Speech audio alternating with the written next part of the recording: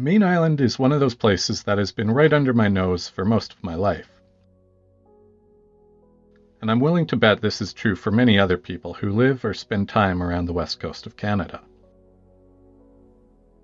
If you've ever made the crossing between Vancouver Island and Tsawwassen, then you've most likely laid eyes on it. And despite making this crossing frequently in my life, Mayne has remained a bit of a mystery to me. What's there? What's it all about? Is it just a smaller version of Salt Spring? These were the questions kicking around my head when we decided to finally just go and find out for good. The excuse was my birthday. At the end of June, we headed over for 3 nights. In that time, we sampled the local walks, food options, and way of life. And I can safely say that Mayne should not be overlooked.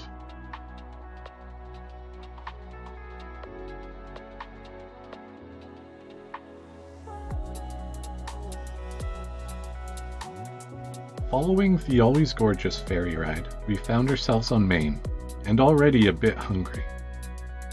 It would be impossible to roll off the ferry and miss Smoke and Thyme, a barbecue food truck right across the street. Before doing anything, we decided to enjoy a meal here. And boy, what a meal it was.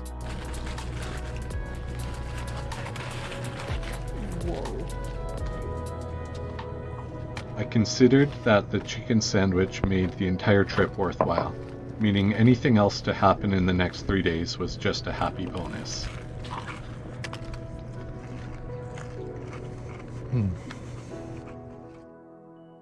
With our bellies full, we decided to properly get our bearings by starting out in Miners Bay, which serves as the main commercial hub for the island.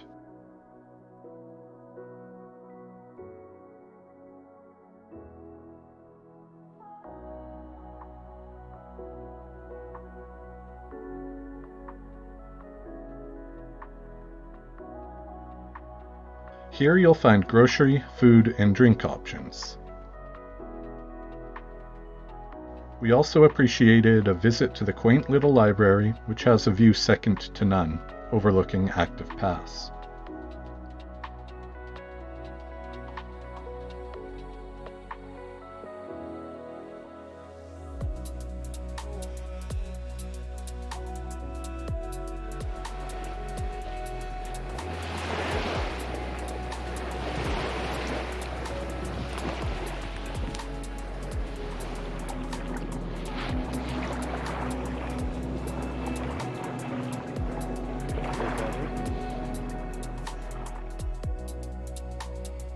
Between May and October, a market is held here on Saturday mornings that is worth checking out. This is where we discovered Mayne Island chocolates, who had some of the best creations. But more on that later. One of the most popular stops on Mayne Island is its historic lighthouse. If you've ever taken the ferry before, then you've likely spotted it, and it's worth getting a close-up view from land. The current structure dates to 1949, however this replaced an earlier lighthouse on the site.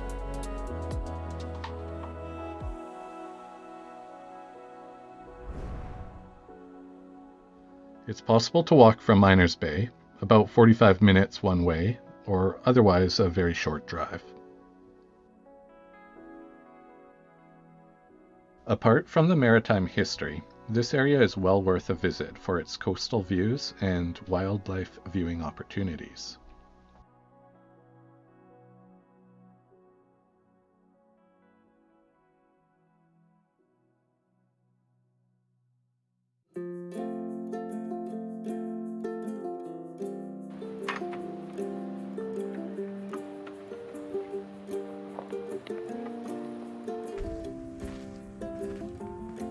Chances are, if you're coming to Mayne, you're seeking a bit of tranquility. And where better to find it than the surprisingly first-rate Japanese gardens? For a small island community, you might be surprised by the dedication, care, and detail the volunteer caretakers put in.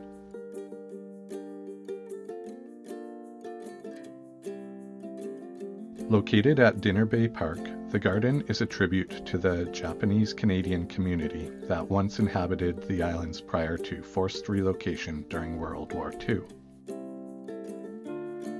It features many traditional Japanese elements and is open year-round and free of charge.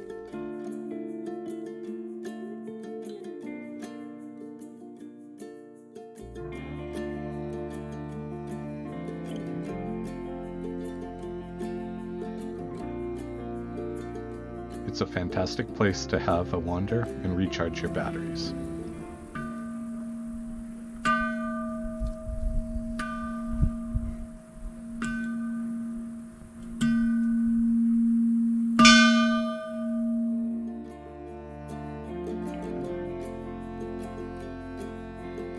The wider park also features a disc golf course, more trails, a playground, and a putting green course, making it a worthwhile stop for almost anyone.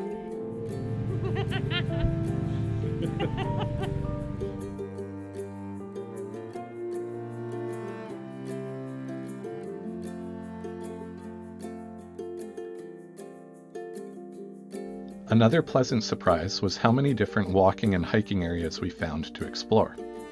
From seaside strolls to climbs with rewarding views at the top, there was a decent variety of trails to check out.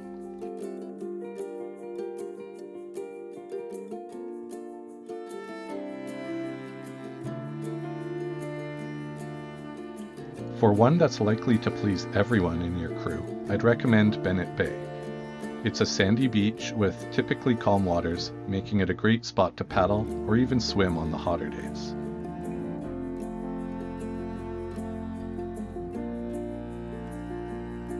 We appreciated the easygoing level track near the shore with views throughout.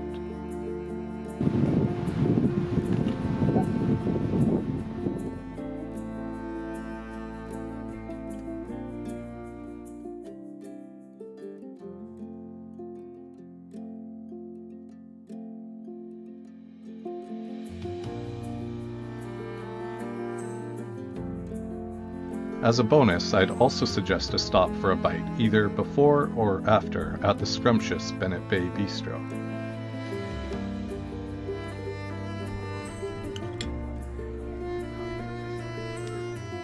We enjoyed a couple great meals here with food that matched the quality of the view.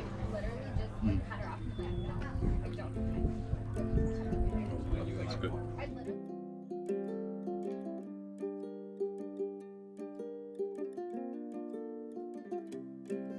You could also check out Mayne's newest park, Edith Point.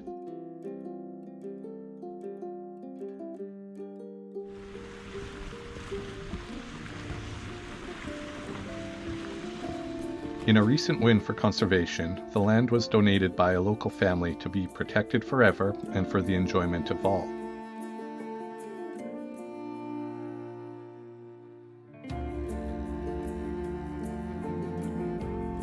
Here you'll find seaside paths, wildlife viewing opportunities, and, I'm even surprised to say, rather pleasant swimming.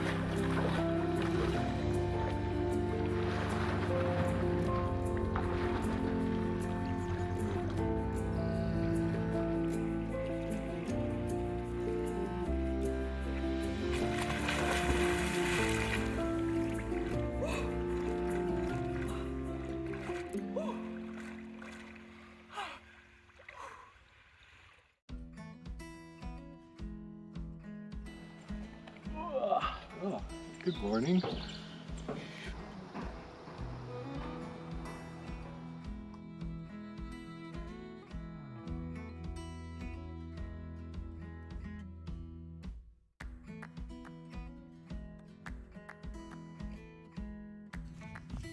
Mount Parke is the highest peak on Mayne Island at 255 meters.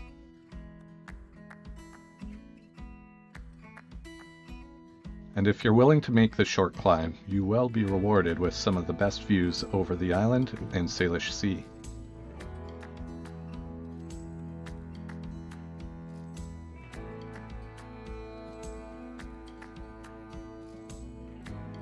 The hike is 5 kilometers return, or around an hour and a half, but you may want to spend more time to take in the panoramas, because they are pretty epic.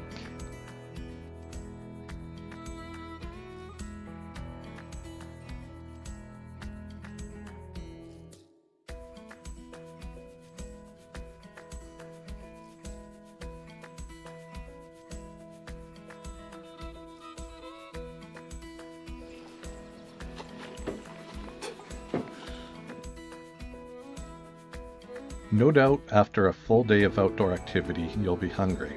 And if the lineup of dedicated locals hasn't already given it away, Give Pizza a Chance is well worth the indulgence.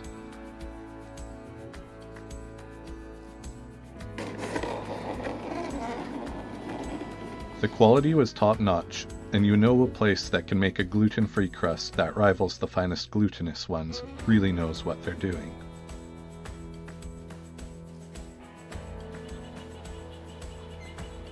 Though there was tons to see and do, make no mistake that our main objective on Mayne was to slow down, relax, and reflect. How one prefers to achieve that end can be as varied as the individual.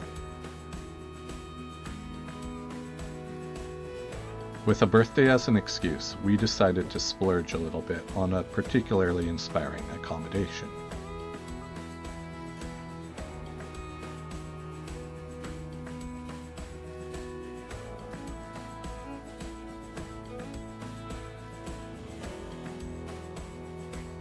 It's always hard to beat a barbecued meal with an exquisite view.